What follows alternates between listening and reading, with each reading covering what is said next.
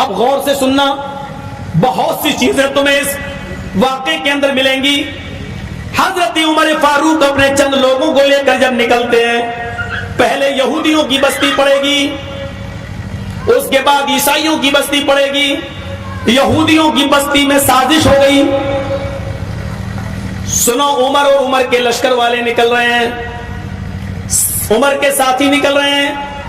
یہودیوں نے کہا کہ عمر اور عمر کے ساتھیوں کے دلوں سے ایمان کیسے نکالا جائے، ایمان کی کمزوری پیدا کی جائے۔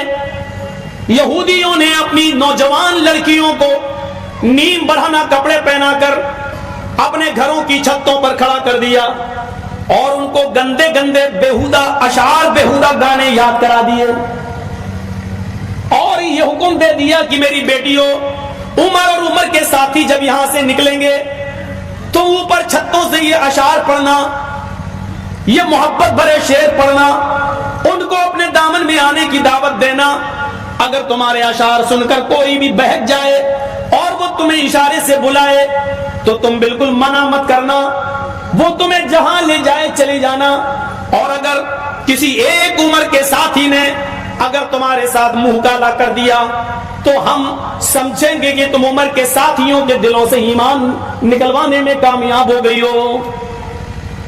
یہی سب سے بڑی سازش ہوتی ہے، یہی۔ اور معاف کیجئے گا، یہی سازش آپ کے جلسے بھی اس سے محفوظ نہیں رہے۔ جا کر دیکھ لو، میلہ لگا ہے، اور دیکھ لو آپ کی جوان جوان لڑکیاں چوڑیاں خرید رہی ہیں، جلسوں میں بھی لپسٹک لگا لگا کے آئی ہیں، کریم اور پاؤڈر تھوپ کر آئی ہیں۔ یہ ہنسنے کا نہیں، رونے کا مقام ہے، کیونکہ یہ کوئی اور نہیں ہے، ہماری بیٹیاں اور ہماری بہنیں ہیں۔ بس اتنا کہہ دینا کافی ہے۔ آگے چلیے، حضرت عمر فاروق کے ایک جاسوس نے خبر دی، امیر المومنین یہ پلاننگ ہو چکی ہے، آپ راستہ بدل دیجیے۔ حضرت عمر نے تمام صحابہ کو اکٹھا کیا اور فرمایا کہ لوگوں، یہ پلاننگ ہو چکی ہے، کیا کیا جائے؟ سارے ساتھی کہنے لگے کہ راستہ بدل دو۔ حضرت عمر نے کہا نہیں، راستہ نہیں بدلوں گا۔ وہ ہمارے دلوں سے ایمان نکالنا چاہتے ہیں، ہم انہیں اپنی ایمان کی مضبوطی دکھانا چاہتے ہیں۔ سبحان اللہ، سبحان اللہ۔ اب ہم اسی راستے سے گزریں گے۔ تمہارے قرآن نے حکم دیا ہے، قل للمؤمنین یغضوا من ابصارہم ویحفظوا فروجہم۔ اے محمد صلی اللہ علیہ وسلم، مومن مردوں سے کہہ دو کہ جب وہ کہیں نکلا کریں، کہیں جایا کریں، تو وہ اپنی نگاہیں نیچی رکھا کریں، اپنی نگاہیں پست رکھا کریں، اپنی شرمگاہوں کی حفاظت کریں۔ لوگوں، ہم سب اسی راستے سے گزریں گے۔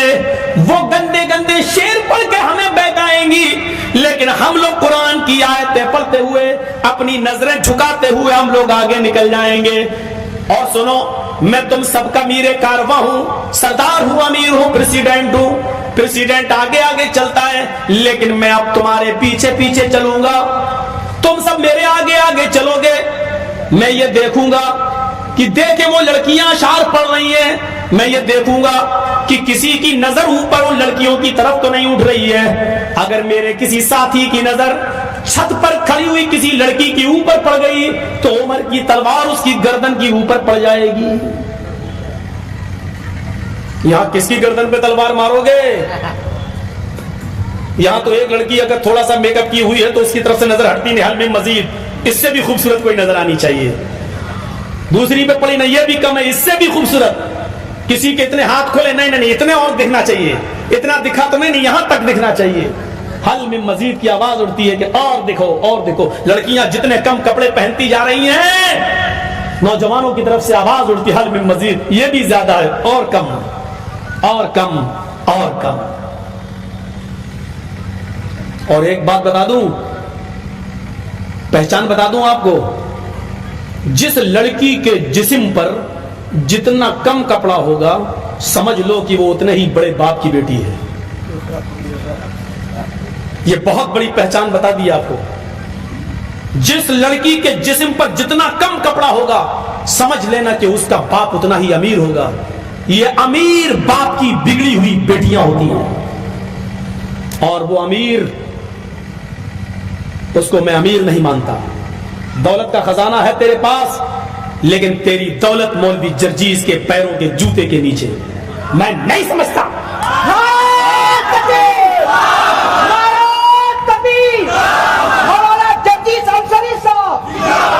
تو سب سے بڑا پھٹیچر باپ ہے تو دنیا کا سب سے کنجوس باپ ہے جو اپنی بیٹی کو 5 میٹر کپڑا نہیں دے سکتا ہے. تجھ سے بڑا کنجوس کوئی ہے ہی نہیں اس دنیا میں. کاہے کا امیر؟ کس بات کا امیر؟ جو اپنی بیٹی کے جسم کو نہ چھپا سکے. بہت کچھ کہہ دیا میں نے. سمجھدار را اشارہ کافی ہے. سمجھداروں کے لیے اشارہ کافی ہے. حضرت عمر نے تلوار نکالی, گزرو. قافلہ چلنے لگا, یہودی کی بستی آ گئی. امیر المومنین یہودی کی بستی سے گزرنے لگے, ساتھی آگے آگے, عمر پیچھے پیچھے. وہ مکان بھی آ گئے جن پر لڑکیاں کھڑی ہیں یہودیوں کی. گانے گانا شروع, ترانے شروع, نرم و نازک آواز, لب و لہجے میں, سریلی آواز میں عشقی اشعار شروع. جیسی جیسے امیر المومنین کے ساتھی آگے بڑھتے گئے, ان کی بھی آواز شروع ہوتی گئی, نظریں نیچی جاتی گئیں. اور جب ان گھروں سے گزرے تو امیر المومنین نے کہا ابدؤ, تم قرآن کی آیت پڑھنا شروع کر دو اور اتنی زور سے پڑھو کہ تمہاری آواز پر ان کی آواز مغلوب ہو جائے, تمہاری آواز غالب آ جائے. حضرت عمر فاروق کے ساتھی زور زور سے پڑھنے لگے, قل للمؤمنین یغضوا من ابصارہم ویحفظوا فروجہم.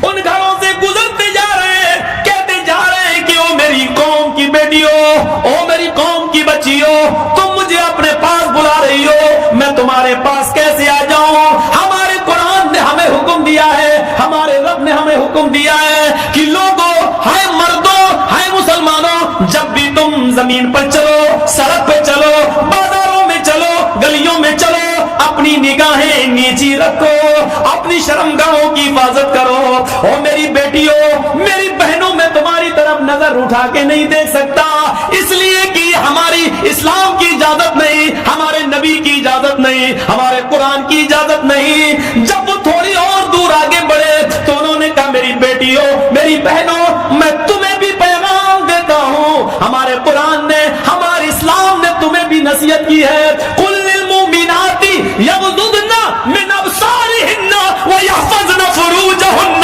ولا یبدین زینتہن. او میری بیٹیوں, میری بہنوں, جب بھی تم بھی کہیں نکلو تو اپنی نگاہیں تم بھی نیچی رکھا کرو, اپنی شرمگاہوں کی حفاظت کرو, اور جو میک اپ, جو بناؤ سنگار تم نے کیا ہے, یہ غیر مردوں کے سامنے ظاہر نہ کیا کرو. ہمارے قرآن نے تمہیں بھی یہی حکم دیا ہے. یہ کہتے گئے اور آگے بڑھتے گئے ان بچیوں کی طرف, اور یہودیوں کی ان لڑکیوں کی طرف انہوں نے نظریں اٹھا کر نہیں دیکھا.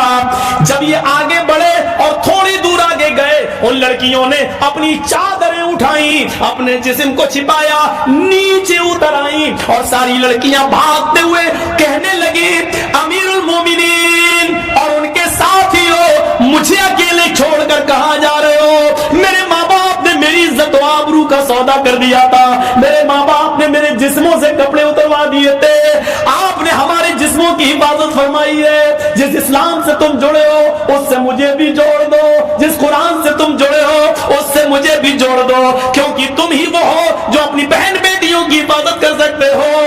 امیر المومنین اور ان کے ساتھیوں, مجھے اپنی زوجیت میں لے لو, مجھے اپنی بیوی بنا لو, میں بھی اسلام سے جڑنا چاہتی ہوں, تم سے, تمہارے ساتھیوں سے نکاح کرنا چاہتی ہوں. حضرت عمر نے پیچھے پلٹ کر دیکھا, سر سے پیر تک چھپی ہوئی ان تمام لڑکیوں کو کلمہ پڑھایا, پھر فرمایا بیٹیوں, میری قوم کی بچیوں, میں یروشلم سے جب واپس آؤں گا تو تم تمام لڑکیوں کے نکاح کا انتظام کراؤں گا, تم سب کے رشتے جڑواؤں گا, اور تمہیں اسلام پر عمل کرنے کی پوری پوری اجازت دوں گا.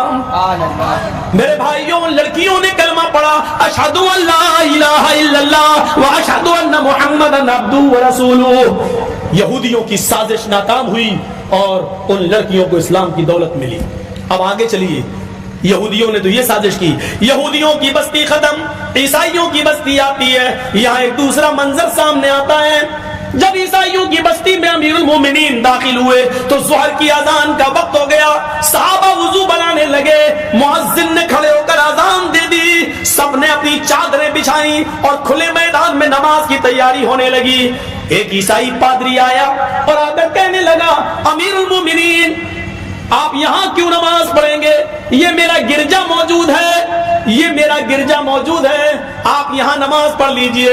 हजरत उमर ने कहा नहीं, जिस गिरजा में मूर्ति होती है हम उसमें नमाज नहीं पढ़ सकते हैं, हमारे मजहब में उसकी इजाजत नहीं है, तुम्हें तुम्हारा गिरजा मुबारक हो। उसने कहा अमीरुल मोमिनीन आपने मुझे कोई नई चीज नहीं बताई है, हमें मालूम है जहाँ मूर्ति होती है वहां आप नमाज नहीं पढ़ते, हमने अपने गिरजा से मूर्ति निकाल ली है, जीसस की, ईसा मसीह की हमने मूर्ति हटा दी है और मैंने गिरजा को धो दिया है, मैंने पाक चटाइयां भी बिछा दी है, आप आइए और नमाज पढ़ लीजिए। हजरत उमर ने कहा अब कोई एतराज नहीं है, जब मूर्ति नहीं है, जमीन तो सारी की सारी अल्लाह ने पाक की है, बनाई है हम सबके लिए और उस पर पाक चटाइयां भी बिछी हुई है, तो हम तुम्हारे गिरजा में नमाज पढ़ लेते हैं। हजरत उमर गिरजा में घुस गए, सहाबा भी गिरजा में पहुंच गए। हजरत उमर इमामत के मुसल्ले पे आगे बढ़ गए, आपके साथी आपके पीछे खड़े हो गए, इकामत कह दी गई। हजरत उमर अल्लाहु अकबर कहने वाले हैं, अचानक आपके दिमाग में क्या आया? आपने फरमाया साथियों मुझे इस गिरजा में नमाज नहीं पढ़नी चाहिए, निकलो। सारे सहाबा निकल गए। उस ईसाई पादरी ने कहा अमीरुल मोमिनीन क्या हो गया है? कहा कुछ नहीं मेरे भाई, कुछ नहीं, बात मैं बताऊंगा। उसके बाद खुले मैदान में गए और वहां चादरें बिछाकर आपने वहां नमाज पढ़ ली। वो ईसाई रोने लगा, आपने उस ईसाई को, अमीरुल मोमिनीन ने उस ईसाई को अपने गले से लगाया, मेरे भाई तू क्यों रोता है? उसने कहा कि मैंने अपना गिरजा धोया था, जीसस ईसा की मूर्ति भी हटाई थी, स्टैच्यू भी हटाया था, मुझे खुशी होती अगर आप हमारे गिरजा में नमाज पढ़ लेते, लेकिन आपने अंदर जाने की बात भी नहीं पड़ी है, आपने तो मुझे इंसल्ट कर दिया, जलील कर दिया। हजरत उमर ने फरमाया नहीं, मैंने तुम्हें जलील नहीं किया, बल्कि मैंने तुम्हारे गिरजा की हिफाजत की है, मैंने तुम्हारी गिरजा की हिफाजत की है, क्योंकि मैं अमीरुल मोमिनीन हूं। मुझे ये डर लगा अगर आज मैंने कहीं तुम्हारे गिरजा में नमाज पढ़ दी तो मेरे इंतकाल के बाद में आने वाले मुसलमान कहीं तुम्हारे गिरजा पर मंदिर मस्जिद होने का दावा न कर दे, कहीं ये न कहे कि इसमें उमर ने नमाज पढ़ी थी, ये पहले मस्जिद थी, तुम्हारे गिरजा को कोई गिरा न दे। तुम्हें भी अपने मजहब के मुताबिक इबादत करने का पूरा हक है। अगर तुम्हारा गिरजा गिराया गया और उस जगह पर अगर मस्जिद बनाई गई तो उससे बड़ा काला दिन हमारे लिए कोई नहीं होगा। हमने तुम्हारे इज्जत को धोया नहीं, हमने तुम्हें जलील नहीं किया, बल्कि तुम्हारे गिरजा की हिफाजत की है, क्योंकि मैं इस शहर का, पूरे अरब का मैं अमीरुल मोमिनीन हूं, इसलिए मेरी जिम्मेदारी है कि अकलियतों के और जिनकी संख्या कम है उनकी इबादत गाहों की हिफाजत मैं करूं। नारे तकबीर, अज़मत सहाबा, अज़मत मुस्तफा, नारे तकबीर। ये इस्लाम ने सिखाया है, ये उमर फारूक ने हमें बताया है। और मुसलमानों मेरा खिताब आज तुमसे है, हजरत उमर की इसी तालीम के मुताबिक मैं तुमसे गुजारिश करता हूं, ये चीज इंडिया टीवी वाले नहीं दिखाएंगे, आपको यूट्यूब पे डालकर आम करना है कि जिस बस्ती में तुम्हारी तादाद ज्यादा हो और तुम्हारी बस्ती में हिंदू भाई कम हो, सिख भाई कम हो, जैनी भाई कम हो, तो सुनो, हिंदुओं के मंदिर, जैनियों के मंदिर, सिखों के गुरुद्वारे की हिफाजत की जिम्मेदारी हिंदुओं से ज्यादा, सिखों से ज्यादा, जैनियों से ज्यादा तुम्हारे ऊपर आयद होती है। तुम्हारे ऊपर उसकी हिफाजत की जिम्मेदारी आयद होती है। तुम्हें सिखों से ज्यादा उनके गुरुद्वारों की हिफाजत करना है, हिंदुओं के मंदिर की हिफाजत, तुम्हें हिंदुओं से ज्यादा उस मंदिर की हिफाजत करना है। जो हुआ है वो एक जानवरियत थी, दिल्ली के अंदर किसी इबादतगाह को जलाया गया, गिराया गया, तोड़ा गया, वो हैवानियत थी। उनका ताल्लुक न हिंदू धर्म से है, उनका ताल्लुक न मुसलमान से है, उनका ताल्लुक जानवरों से है, हैवानियत से है, देश के दुश्मनी से है। अगर उनके अंदर इंसानियत होती तो किसी इबादतगाह को नहीं गिराते। बेशक बेशक बेशक। आपसे मेरी गुजारिश है कि हजरत उमर फारूक के इस कारनामे को याद रखना, क्योंकि तुम्हारे नबी की यही शिक्षा है, तुम्हारे इस्लाम की यही दावत है। मेरे भाइयों, अब सुनिए आगे वाली बात, बड़ी गर्म है चाय, कोई बात नहीं, गर्म इसलिए लाई गई ताकि गला ठीक रहे।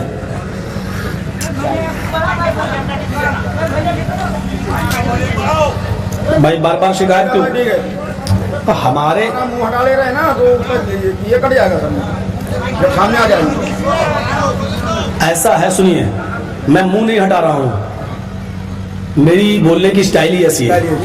दूसरी बात यह है कि मैं 20 साल से तकरीरें कर रहा हूँ, मुंह कोई मैं आज पहली बार थोड़ी हटा रहा हूँ। हर जगह का माइक ठीक रहता है, आपका मुंह हटाने से कैसे? ये तो आपके माइक में कमी है। माइक तो वो होता है कि ऐसे करूँ तब भी आवाज जाए, ऐसे करूँ तब भी आवाज जाए। अगर साहब साहब होते माइक में नहीं पड़ती। अब कोई चुपका के तो अब उसको चुम्मा लेके तो नहीं कर सकता हूँ ना, ऐसे मुंह बोलूँ तो क्या फायदा होगा? रहने दिए। तो मेरे भाइयों, हमारी इस बात को जरा याद रखिएगा, ये प्यार दूसरों की इबादत गाहों की हिफाजत भी इस्लाम सिखाता है, इस्लाम। और आप ऐसा करके दिखाइए, जितनी नफरतें फैलाई जाएं, आप उतनी ही मोहब्बत का पैगाम दीजिए। ये फैक्ट है, ये हकीकत है, ये दुश्मन भी जानते हैं कि नफरत कभी मोहब्बत से जीत नहीं सकती, नफरत कभी मोहब्बत से जीत नहीं सकती। मोहब्बत चंद दिन मजबूर तो हो सकती है, लेकिन हार नहीं सकती। कैसे हार जाएगी? हारेंगे नफरत करने वाले। कहो इंशाअल्लाह। नफरतें फैलाने वाले, कहो इंशाअल्लाह। उल्टी गिनती अब इनकी शुरू हो चुकी है और इंशाअल्लाह होकर रहेगी। इंशाअल्लाह हम भी दुआ करते हैं कि बार इलाह, देखिए हम दुआ बहुत कर रहे हैं लेकिन चुभेगी। क्यों? चोर जिसके अंदर होगा उसको चुभेगी। जोर से कहिएगा आमीन। अभी नहीं, जब हम दुआ करें जोर से कहिएगा, दुआ करिए, आय अल्लाह हमारे इस मुल्क के अंदर, हमारे भारत के अंदर उन लोगों को देश की जिम्मेदारी दे जो इस देश के अंदर मोहब्बत का पैगाम भर दे। आमीन। आय अल्लाह तू हमारे इस मुल्क के अंदर उन लोगों को इख्तिदार दे दे, उन लोगों के हाथ में इस मुल्क की बागडोर दे दे जो हिंदू, मुसलमान, सिख, ईसाई, जैनी, बुद्धिस्ट सबको भाई भाई समझकर सबको लेकर चले। आमीन। आय अल्लाह ये तहज्जुद की नमाज का वक्त है, दुआ की कबूलियत की घड़ी है, इसमें यह भी दुआ करिए, आय अल्लाह तो उन लोगों को तबाह बर्बाद कर दे, नेस्तो नाबूद कर दे जो इस देश की एकता और अखंडता को तोड़ रहे हैं। आय अल्लाह तू उन लोगों को बर्बाद कर दे जो इस देश के भाईचारे को मिटा रहे हैं। आय अल्लाह तू इस दुनिया के अंदर ऐसी दर्दनाक और कुत्ते की मौत उनको दे जो हम हिंदू और मुसलमानों को, सिख और ईसाइयों को आपस में लड़ाने का ख्वाब देख रहे हैं। अल्लाह ऐसी मौत दे कि उनकी आने वाली नस्लें भी पैदा होने से पहले उनकी रूह भी कांप जाए, जो लोगों के लिए निशानी इबरत बन जाए। मैं समझता हूं कि मैंने ये दुआ कोई खराब दुआ नहीं की है। अब जिसके दिल में चोर होगा वो कहेगा कि हमारे ऊपर कही गई है, और जो कहे हमारे ऊपर कही गई है समझ लो कि वही लड़ा रहे हैं इस देश को। समझ लेना कि वही इस देश को लड़ा रहे हैं, वही इस देश को नुकसान पहुंचाना चाहते हैं। हमसे हमारा देश मत छीनो, मैं आपसे वालिहाना उम्मीद करता हूं। अब सुनिए आगे, हजरत उमर रोते हुए कहते हैं ईसाई से, पादरी से, हमने तुम्हारी गिरजा में नमाज न पढ़ के तुम्हें जलील, तुम्हें इंसल्टेड नहीं किया है, बल्कि हमने तुम्हारी गिरजा की हिफाजत की है। जब गिरजा तोड़कर मस्जिद नहीं बनाई जा सकती है तो मंदिर तोड़कर मस्जिद कैसे बनाई जा सकती है? इस्लाम साफ कहता है जिस मंदिर को तोड़ के मस्जिद बनाई गई वहां हमारी नमाज होगी ही नहीं, होगी ही नहीं, नहीं होगी। हमें खुशी है सुप्रीम कोर्ट का फैसला हमने माना, देश में अमन, सुप्रीम कोर्ट का फैसला क्यों नहीं मानेंगे, माना, तस्लीम किया, लेकिन खुशी उससे बढ़कर यह है कि सुप्रीम कोर्ट ने यह कहा कि मंदिर तोड़कर मस्जिद नहीं बनाई गई थी। जो इल्जाम हमारे ऊपर लगता था वो धुल गया। हम यही चाहते थे। अब तुम्हें मिल गई कोर्ट का आदेश, ले लो भाई, ले लो भाई, लेकिन हम कयामत की सुबह तक, कयामत की सुबह तक उसको मस्जिद मानते हैं, मानते रहेंगे, क्योंकि सुप्रीम कोर्ट ने कहा है कि 1949 47 کو مسجد تھی, 1949 تک مسجد رہی. تو جب کورٹ نے اس کو مسجد مانا تو ہم کیوں نہیں مانیں گے؟ ہاں اب اس میں تمہیں مل گئی, کوئی بات نہیں, آپ رہیے, بنائیے, شوق سے جو کرنا چاہو کرو, ہم بھی اس کو مسجد مانتے ہیں اور مانتے رہیں گے, یہ ایک الگ بات ہے. چلو میرے بھائیوں, اب حضرت عمر فاروق آگے بڑھے, امیر المومنین اب یروشلم کی طرف جا رہے ہیں. حضرت عمر جس اونٹ کے اوپر بیٹھتے تھے وہ اونٹ ان کا خادم اسلم چلاتا تھا. یہ طے ہوا تھا 1 میل تم پیدل چلو گے, میں اونٹ کے اوپر بیٹھوں گا, اور 1 میل میں اونٹنی کی لگام پکڑوں گا, تم اونٹ کے اوپر بیٹھو گے. غلام کو کہا نہیں نہیں آپ امیر المومنین ہیں تو کیا ہوا, تم تھکو گے, تم پریشان ہو جاؤ گے, تم ہی چلاتے رہو گے اور میں بیٹھا رہوں گا. نہیں, یہ ہمارے نبی نے فرمایا اپنے غلاموں سے اتنا کام نہ لو جو وہ اٹھا نہ سکے. ہم تم سب برابر ہیں, یہ ہمارے نبی کی تعلیم ہے. غلام اور امیر سب برابر ہیں, آقا اور غلام سب برابر ہیں. 1 میل عمر بیٹھتے تھے, 1 میل ان کا غلام بیٹھتا تھا. غلام بیٹھتا تھا تو عمر اونٹ کی لگام پکڑتے تھے, اور عمر بیٹھتے تھے تو ان کا غلام. اسی حال میں بیت المقدس آ گیا. بیت المقدس اور بیت المقدس پر یروشلم کے اندر تمام یہودی اور عیسائی کھڑے ہیں. آج عمر کو دیکھنا چاہتے ہیں کہ کون ہے مسلمانوں کا قائد, کون ہے مسلمانوں کا لیڈر, کون ہے اسلام کا ہیرو. آج دیکھیں کون ہے جس نے چپے چپے پر اسلام کا جھنڈا لہرا دیا. وہ دیکھنا چاہتے تھے, لائن میں کھڑے ہیں, دیکھنا چاہتے ہیں. لیکن اتفاق دیکھیے, جب یروشلم آیا, بیت المقدس آیا, 1 میل رہ گیا. حضرت عمر فاروق کی اونٹ سے اترنے کی باری آ گئی, اور لگام پکڑنے کی باری آ گئی, اور ان کے غلام کو اونٹ پر بیٹھنے کی باری آ گئی. الٹا. اب حضرت عمر نے کہا آہا روکو. غلام کہتا ہے چپ, 1 میل لے چلوں گا میں. حضرت عمر نے کہا اونٹ روکو. غلام کہتا ہے امیر المومنین آپ لگام پکڑیں گے میں بیٹھوں گا, لوگ کیا کہیں گے, آپ کی عزت کا جنازہ نکل جائے گا. حضرت عمر نے کہا اگر میں اونٹ کے اوپر بیٹھا رہا اور تو لگام پکڑا رہا تو اسلام کا جنازہ نکل جائے گا. میری عزت کا جنازہ نکلتا تو نکل جانے دے, اسلام کا جنازہ نہ نکلنے پائے. روک. اس نے کہا نہیں روکوں گا, امیر المومنین آپ بیٹھے رہیے, آپ امیر ہیں. آپ اس حال میں حضرت عمر کود گئے. چل چل میرا حکم ہے, چل بیٹھ اوپر. بیٹھ گیا.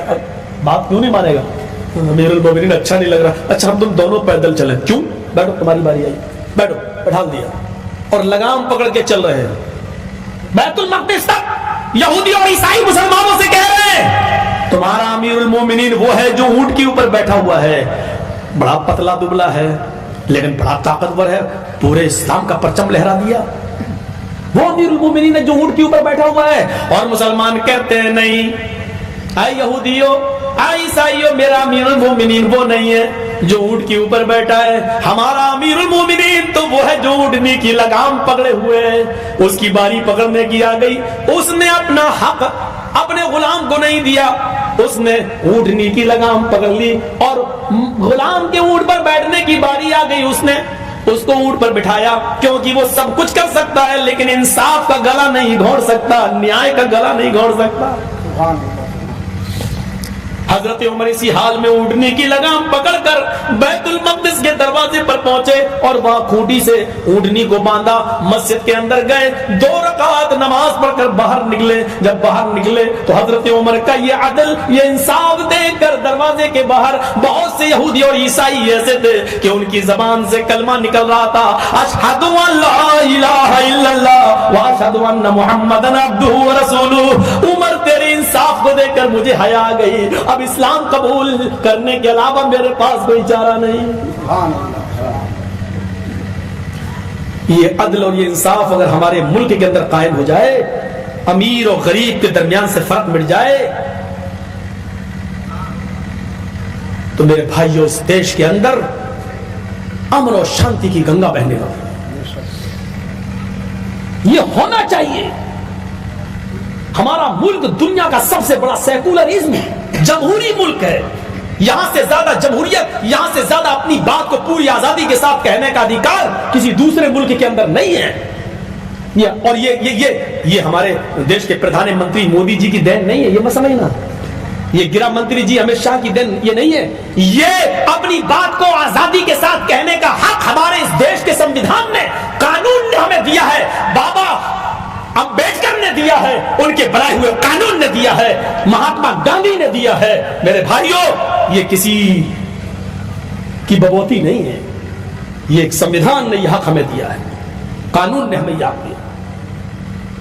اور ہم اسی قانون کی دہائی آج جتنی بھی جگہ پرامن پروٹیسٹ احتجاج ہو رہے ہیں، جتنی بھی جگہ ہو رہے ہیں، یہ کیا ہے؟ یہ احتجاج اسی سنویدھان کا ایک حصہ ہے. ہمیں سنویدھان اجازت دیتا ہے. شاہین باغ پہ بیٹھی ہوئی عورتوں کے بارے میں بھی سپریم کورٹ نے کیا کہا ہے؟ کیا کہا ہے؟ یہ کہا ہے کہ راستہ نہ روکا جائے، لیکن پروٹیسٹ، احتجاج ان کا سنویدھانک رائٹ ہے، ان کا سنویدھانک حق ہے. ٹھیک ہے، راستے پر سپریم کورٹ جو فیصلہ کرے گا ہم اس کو بھی مانیں گے. میرے بھائیوں، ہمیں اس دیش میں رہنا ہے تو سنویدھان کو ماننا ہے. ہمیں اس ملک میں رہنا ہے تو ہمیں سنویدھان کو ماننا ہے. اور کیوں نہیں مانیں گے؟ اس دیش سے محبت، اس دیش سے پیار، یہ ہمارے نبی نے ہمیں بتایا ہے. آپ کو معلوم ہے؟ اور میڈیا والوں سنو، ہم سے زیادہ دیش بھکتی کی تقریر کون کرے گا؟ سنو، ہمارے نبی جب مکہ سے نکالے جا رہے اور مکے میں جب پریشان کر دیا گیا، مکہ چھوڑ کے جب مدینے جاتے ہیں تو آپ آخری دیدار خانہ کعبہ کا کرتے ہیں اور اس کا گلاف پکڑتے تو روتے ہوئے کیا کہتے ہیں؟ اے کعبہ، مجھے تیرے باشندوں نے مجبور کر دیا ہے. اگر مجھے تیرے باشندے مجبور نہ کرتے، مجھے اس مکے کے رہنے والے اگر مجبور نہ کرتے تو میں تجھے چھوڑ کے کبھی نہیں جاتا. جب آپ گئے، سنیے وطن کی محبت، جب آپ گئے مکے سے نکل کر مدینے کے بارڈر میں قدم رکھتے ہیں تو پلٹ کے پھر مکے کی طرف دیکھتے ہیں. مکے کی طرف دیکھنا اس بات کا اشارہ ہے کہ وطن کی محبت ہمارے دل سے نہیں نکل رہی ہے. حضرت ابراہیم بھی جب ان کے باپ آزر نے ان کو عراق سے نکالا، اور جب عراق سے وہ اور لوط علیہ السلام اور ان کی بیوی سارہ، لوط علیہ السلام اور ابراہیم کی بیوی سارہ جب عراق سے نکلتی ہے، نہیں رہنے دیا جاتا ہے. عراق والوں نے نکالا، اور کی بستی سے نکالے گئے، اور جب عراق سے نکل کر ملک شام سیریا پر قدم رکھتے ہیں تو حضرت ابراہیم عراق کو پلٹ کر دیکھتے اور کیا کہتے ہیں؟ قرآن پڑھیے، انی ذاہب الی ربی سیہدین. اے عراق، اے میری بستی، اے وطن، میں تیری محبت کو خیر آباد کہہ کر، میں تیری محبت کو قربان کر کے میں اپنے رب کی طرف جا رہا ہوں. جہاں وہ لے جائے گا میں اس بستی کی طرف جا رہا ہوں. یہ نبیوں نے ہمیں بتایا، یہ رسولوں نے بتایا کہ وطن کی محبت ہمارے دل سے نہیں نکلنا چاہیے. یہ ہمارے قرآن کی تعلیم کا حصہ ہے. میں کیسے اس دیش کی محبت کو اپنے دل سے نکال دوں؟ میں اس دیش سے پیار کیسے اپنے دل سے نکال دوں؟ یہ ہمارے ایمان کا حصہ ہے کہ ہم اس دیش سے پیار کریں، اس دیش سے محبت کریں. مدینہ جانے کے بعد پڑھیے میرے بھائیو زاد المعاد ابن قیم کی، مدینہ جانے کے بعد اللہ کے رسول جب مدینے میں سوتے تھے تو سوتے ہوئے آدھی رات کے بعد کروٹ آپ کی، چہرہ آپ کا مڑ جاتا تھا. صحابہ نے کہا آپ کا چہرہ ادھر کیسے گھوم جاتا ہے؟ آپ نے پوچھا صحابیوں جانتے ہو ادھر کیا ہے؟ صحابہ نے کہا نہیں. کہا ادھر میرا شہر مکہ ہے اور وطن کی محبت میرے دل سے نہیں نکلتی، مکے کی محبت میرے دل سے نہیں نکلتی. میرے بھائیوں، وطن سے محبت کرنا یہ ہمارے نبی نے ہمیں سکھلایا ہے، یہ اسلام نے ہمیں بتایا ہے. اس لیے اس وطن سے ہمیں اور آپ کو سب کو پیار کرنا چاہیے، محبت کرنا چاہیے. اس لیے یہ بھی گزارش ہے آپ سے کہ احتجاج کرو تو پرامن کرو، لیکن دیش کی سمپتی کو نقصان بھی نہیں پہنچنا چاہیے، توڑ پھوڑ بھی نہیں ہونی چاہیے. اس لیے کہ یہ دیش ہمارا ہے اور دیش ہمارے گھر کی طرح ہے اور اپنے گھر کو کوئی نقصان نہیں پہنچاتا. میرے بھائیوں، ہمیں اور آپ کو اس دیش کی سمپتی کو نقصان نہیں پہنچانا چاہیے. جو اس دیش کی